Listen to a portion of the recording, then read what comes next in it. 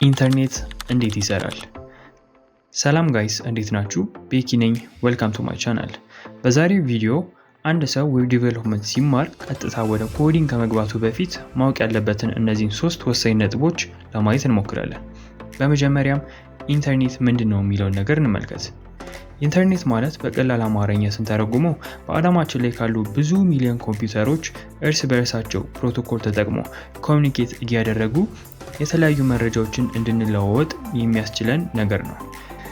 ኢንተርኔትን እንደዚህ ዲፋይን ካደረግን እንዴት ነው ሼር የምናደርጋቸው መረጃዎች እንደ ቴክስት፣ ቪዲዮ፣ ፎቶ የመሳሰሉት ከአንድ ኮምፒውተር ወይንም ስልክ ወደ ሌላ ትራቨል የሚያደርጉት የሚለው ጥያቄ ሊፈጠርብን ይችላል። የአብዛኞቻችንን መልስ የሚሆነው ምድራችንን የሚዞሯት ሰው ሰራሽ የሆኑት ሳተላይት ልትሉኝ ትችላላችሁ። እውነታው ግን እሱ አይደለም።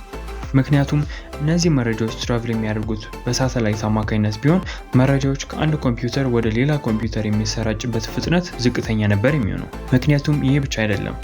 ሳተላይት የምንጠቀም ከሆነ ዌዘር ሴንሲቲቭ ነው የሚሆነው፣ ባንድዊዝ ሊሚቴሽን እንዲሁም ደግሞ በኮስት ደረጃ ራሱ ብናስበው ከፍተኛ ወጪ ሊያስወጣን ይችላል። ለዛም ነው ኢንተርኔትን በሳተላይት ከመጠቀም ይልቅ በፋይበር ኦፕቲክ መጠቀም ኢፌክቲቭ የሆነው።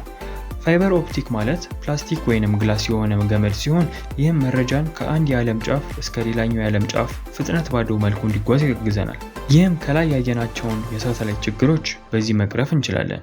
ይህ ፋይበር ኦፕቲክ ወደ አገልግሎት እንዲውል በዓለማችን ላይ ከሚገኙ ትላልቅ የኢንተርኔት ኩባንያዎች እንደ Ethio እና ሰብኮ የሚሰሩ ሲሆን ይህም የዝርጋታ ስርዓት በየብስ እንዲሁም በውቅያኖስ ውስጥ በማድረግ በየሀገሩ የሚገኙ ISP ወይንም ኢንተርኔት ሰርቪስ ፕሮቫይደር ለምንላቸው አገልግሎቱን ያቀርባሉ።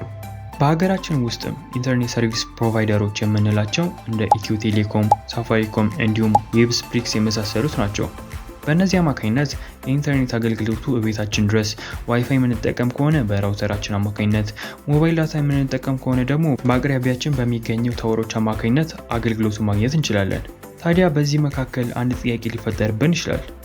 እሱም እንበልና ሚስተር ኤክስ ለሚስተር ዋይ ቪዲዮ ላክለት። ይህም በፋይበር ኦፕቲክ ኬብሎች አማካኝነት ሚስተር ዋይ ጋር ደረሰ። ነገር ግን ያ ቪዲዮ ነገ ወይንም ከአንድ ዓመት በኋላ ሊያዩ ይችላል። ስለሆነ ሚስተር ኤክስ በየደቂቃው ተመሳሳይ ቪዲዮ ለሚስተር ዋይ የላከለት ማለት ነው። ይህን ለመመለስ ወደ ሁለተኛው የሆስቲንግ ኮንሰፕት እንድንሄድ ያደርገናል። ሆስቲንግ ማለት ሰዎች የሚልኳቸውን እንደ ቴክስት ወይም ቪዲዮዎች የመሳሰሉትን መረጃዎች ኢንተርኔት አገልግሎት ማግኘት ለሚችል ለማንኛውም ሰው አክሰስ እንዲኖረው ማድረግ የሚያስችል ነገር ነው። ስለ ሆስቲንግ ስናወራ በውስጡ 2 ወሳኝ ነገሮች አሉት። እነሱም ስቶሬጅ እና ሰርቨር ናቸው። ስቶሬጅ ማለት ኢንተርኔት ላይ አክሰሰብል እንዲሆን የምንልካቸው መረጃዎች ወይንም ዳታዎች የሚያስቀምጥልን ሲሆን ይህም ዳታቤዝ ብለን እንጠራዋለን። በአንጻሩ ሰርቨር ማለት ደግሞ 24 ሰዓት ሙሉ ያለምንም መቆራረጥ የሚሰራ ኮምፒውተር ሲሆን ይህም በተሰጠው ትዕዛዝ መሰረት መረጃዎችን ከዩዘሩ ተቀብሎ ወደ ዳታቤዝ መላክ እንዲሁም ከዳታቤዝ ወደ ዩዘሩ ዳታዎችን መላክ እንዲችል ያግዟል። በዚህ መሰረት ወደ ቅድሙ ጥያቄ ስንመለስ ሚስተር ኤክስ በመጀመሪያ ለሚስተር ዋይ ዩቲዩብ ቪዲዮ ከመላኩ በፊት የሰራውን ቪዲዮ ወደ ዩቲዩብ ሰርቨር አፕሎድ ማድረግ ይኖርበታል። አፕሎድ ከማድረጉ በፊት ግን የዩቲዩብ ሰርቨር እና የሚስተር ኤክስ ኮምፒውተር መታወቅ አለባቸው። ይህም የሚከናወነው በአይፒ አድሬስ አማካኝነት ነው። አይፒ አድሬስ ማለት በስልካችን ወይንም በኮምፒውተራችን ላይ ያለ ዩኒክ የሆነ ቁጥር ሲሆን ይህም የአንድ ሰው ኮምፒውተር ወይንም ስልክ ከሌላ ሰው ኮምፒውተር ወይንም ስልክ ጋራ እንድንለየው ያግዘናል። ለሰው ልጅ ስም እንደምንለው ሁሉ ለኮምፒውተሮችም አይፒ አድሬስ ማለት እንችላለን። በዚህም አማካኝነት የሚስተር ኤክስ እና የዩቲዩብ ሰርቨር ከተገናኘ በኋላ በሀገራችን ውስጥ ባሉት የኢንተርኔት ሰርቪስ ፕሮቫይደሮች አማካኝነት ወደ ዩቲዩብ ሰርቨር ቪዲዮችን አፕሎድ ይደረጋል። ከዛም ሚስተር ዋይ የሚስተር ኤክስን ዩቲዩብ ሰርች ለማድረግ ወደ ዩቲዩብ ዌብሳይት መግባት ይኖርበታል። ይህንንም ለማድረግ እንደቀደሙ የሚስተር ዋይ ስልክና የዩቲዩብ ሰርቨር መታወቅ ይኖርበታል። ይህንንም ለማድረግ ሚስተር ዋይ ብራውዘር ላይ በመግባት የዩቲዩብ አይፒ አድሬስ ሰርች ማድረግ ይኖርበታል። ከዛም በመጨረሻ የሚስተር ኤክስን ቪዲዮ ሰርች በማድረግ ማየት ይችላል። አስባችሁታል? ግን ዩቲዩብ ለመግባት የዩቲዩብ ወይንም ሌላ ዌብሳይት ስንገባ የዛን ዌብሳይት አይፒ አድሬስ መሸምደድ ሊኖርብን ነው ማለት ነው። ለዛም ነው የዚህ ቪዲዮ የመጨረሻው ኮንሰፕት ዲኤንኤስ የሚባለውን ኮንሰፕት እንድንማር ያሰብኩት።